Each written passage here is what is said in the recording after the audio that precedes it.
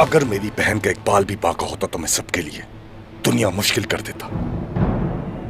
लेकिन मेरी परेशानी सिर्फ यही नहीं,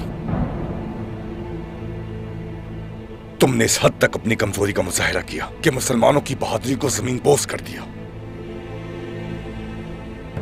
इसके बावजूद शर्मिंदा होने के बजाय रियासत बना रहे हो। अहमद! उरहान,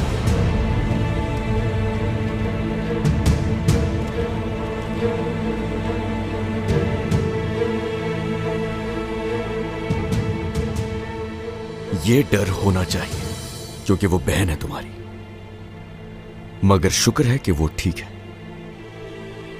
और इसके अलावा अगर कोई मसला है तो उससे ताल्लुक नहीं होना चाहिए। साफ साफ जाहिर है कि ये तुम्हारी फिक्र नहीं है।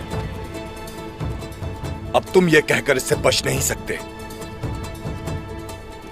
कि तुम दरमियान के सरदारों की पैरवी कर रहे हो। तुम्हारी जमीन हमारी जमीन है और तुम्हारे लोग हमारे लोग हैं।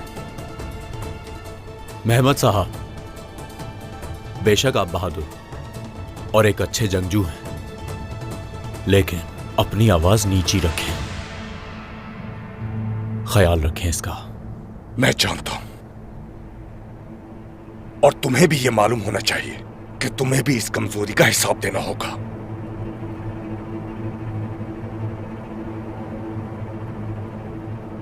चलो गोंचा, चले यहां से। रुको मेहमद।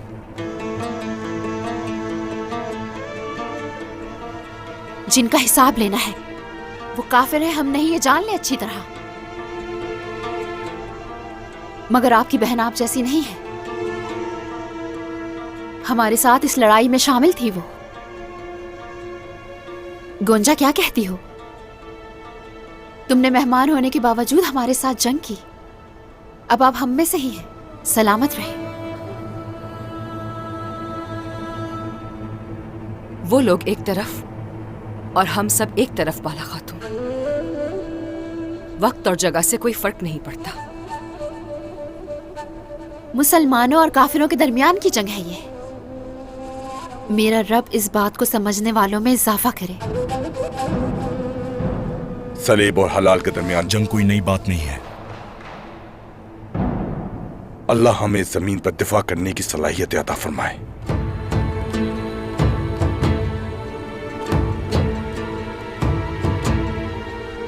चलो गोंचा, हम चलें।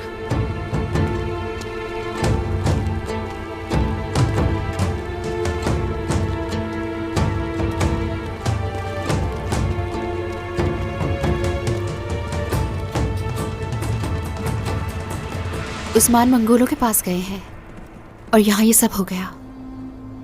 उरहान बेटा, यानी शहर जाओ जल्दी, मलहुन को खबर देनी है। मुझे उनकी नीयत ठीक नहीं लग रही। वो अफरा तफरी का फायदा उठाने की कोशिश कर सकते हैं। मुहतात रहना तुम। ठीक है, मैं समझ गया। आपको फिक्र की जरूरत नहीं। मेरे साथ ही रहना अलाउद्दीन। बहुत अहम काम करने हैं। जो आपका हुक्म वालिदा।